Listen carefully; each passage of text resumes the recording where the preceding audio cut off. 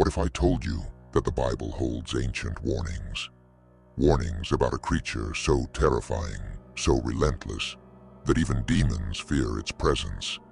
A monster born out of greed, corruption, and the darkest corners of the human soul.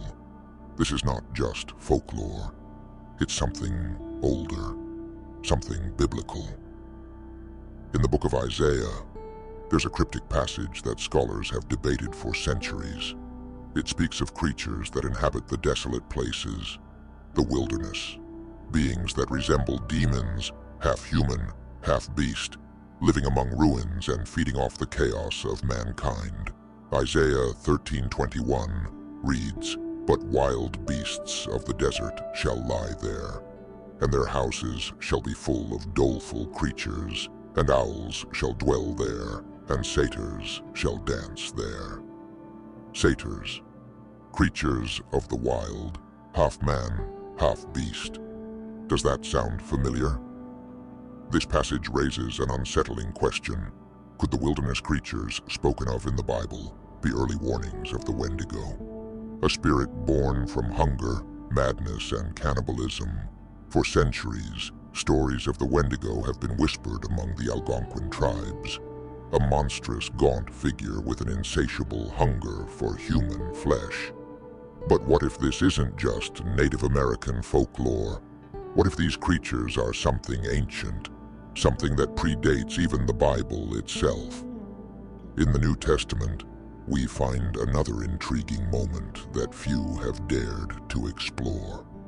After his baptism, Jesus went into the wilderness for 40 days, a place where, according to Scripture, he was tempted by the devil. But what if that wasn't all he encountered? What if there were other beings, unholy spirits of the wilderness that roamed, stalking, waiting?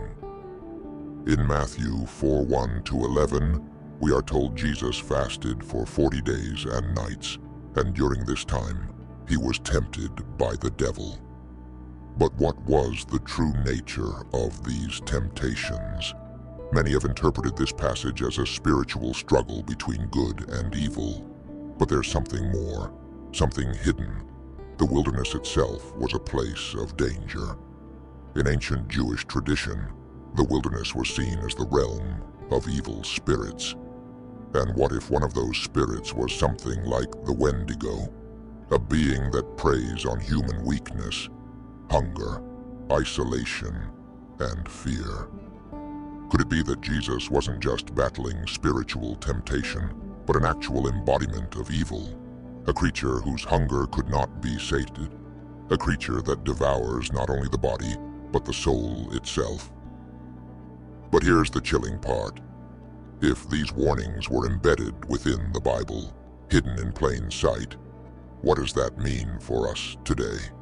If Jesus encountered these spirits in the wilderness, who's to say they no longer roam the earth, lurking in the shadows, waiting for the right moment to strike? Isaiah 34:14 adds yet another layer of horror. The wild beasts of the desert shall also meet with the wild beasts of the island, and the satyr shall cry to his fellow. The screech owl also shall rest there, and find for herself a place of rest. The wilderness in the Bible isn't just a physical place, it's a spiritual battleground, a place where man meets his darkest fears, and where ancient, malevolent beings, like the Wendigo, might still roam. But what if the Wendigo isn't just a creature of legend? What if it's the embodiment of a curse, one that has been stalking humanity for millennia? A curse that starts with human greed and sin, turning men into ravenous monsters who can never satisfy their hunger. The Bible warns us time and time again about the dangers of succumbing to temptation. But what if the ultimate price is more horrifying than we ever imagined? Psalm 106:13-15 gives us another glimpse into the horrifying consequences of greed. They soon forgot his works. They waited not for his counsel, but lusted exceedingly in the wilderness, and tempted God in the desert. And he gave them their request, but sent leanness into their soul. Sent leanness into their soul. Does this sound familiar? A warning about the endless hunger that plagues those who give in to their darkest desires. Could this insatiable hunger be the same curse that creates a Wendigo? Is the Wendigo not just a myth, but a biblical curse, a punishment for those who feed on others, both literally and figuratively, in the same way that demons possess the weak? Could the Wendigo be a spirit that possesses those who are consumed by greed, turning them into something monstrous? This brings us to a chilling realization. If the Wendigo is real, it is not just a creature, but a symbol of ultimate damnation. Could it be that the stories of the Wendigo aren't just isolated tales from Native American mythology, but part of a larger spiritual threat? A threat that Jesus himself knew about, but kept hidden from the masses. Were his warnings about greed and temptation more literal than we ever imagined? The question is, why? Why hasn't anyone connected these dots before? And what more could the Bible be hiding about these ancient evils? Could these wilderness spirits still be out there, waiting, watching? If the Wendigo is real, could we still be in danger from this ancient evil? And more terrifyingly, could it already be among us, hiding in plain sight? Hidden in the depths of history are texts that most Christians have never heard of. Books that were left out of the Bible, buried for centuries, and only rediscovered in recent times. These lost gospels and apocryphal writings contain strange, terrifying accounts. Some too dark, too disturbing for the common believer. Many believe that these texts were excluded from the Bible because they didn't fit the narrative of hope and salvation that early church leaders wanted to present. But could it be that some of these lost writings contain secrets too horrifying to reveal? Stories that speak of creatures beyond our understanding. In fact, among these texts are eerie descriptions of beings that bear a chilling resemblance to the Wendigo. One of these texts, known as the Gospel of Thomas, was discovered in 1945, hidden in the Egyptian desert for nearly 2,000 years. This gospel, unlike others, doesn't tell a linear story about Jesus' life. Instead, it's a collection of cryptic sayings that some believe contain hidden prophecies, and within these sayings are warnings about dark, malevolent spirits that consume not just flesh, but the souls of men. One passage in the Gospel of Thomas speaks of a hungry being that devours the weak, for they are easy prey. Scholars have long debated the meaning of this phrase, but what if it's a description of something more than just a metaphor? Could it be a veiled reference to the Wendigo, a creature driven by an insatiable hunger, preying on the spiritually weak? Other texts, like the Book of Enoch, go even further. This apocryphal text, which was revered by early Christian mystics, tells the story of the Nephilim, giant, monstrous beings that were the offspring of fallen angels and human women. These beings were known for their insatiable appetites, consuming everything in their path, including human flesh.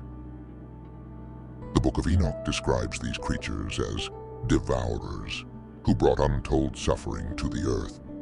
But what if these Nephilim were not just giants, but the original Wendigos, beings cursed to wander the earth, driven by an eternal hunger?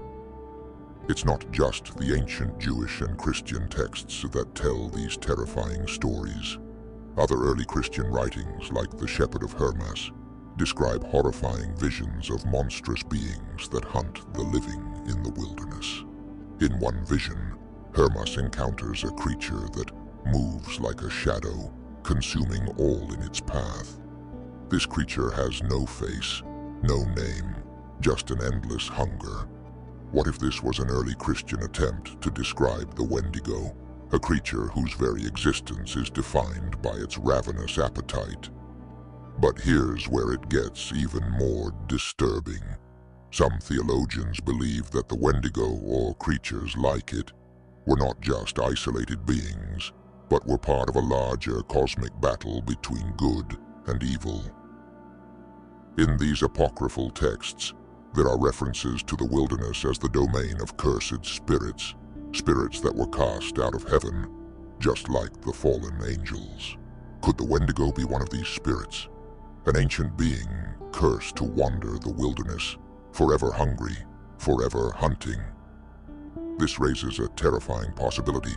What if the Wendigo is not just a creature from Native American legend, but a being that has existed since the dawn of time? A being that has been known to different cultures by different names, but whose hunger has never been quenched. In the Gospel of Nicodemus, another lost text, there is a story that has long puzzled scholars. It tells of Jesus descending into hell after his crucifixion, where he encounters the souls of the damned. Among them are those who have been cursed for their greed and gluttony, souls who are described as having endless hunger, always consuming, but never satisfied. Could this be a description of the Wendigo, a spirit cursed to hunger forever, never finding peace? The more we uncover these hidden texts, the more we realize that the stories of the Wendigo may not just be a myth, but part of a greater truth, one that spans across time and cultures. And if these ancient writings are to be believed, the Wendigo may not just be a creature of the past. It may still walk among us, hidden in the shadows, waiting for the next soul to devour.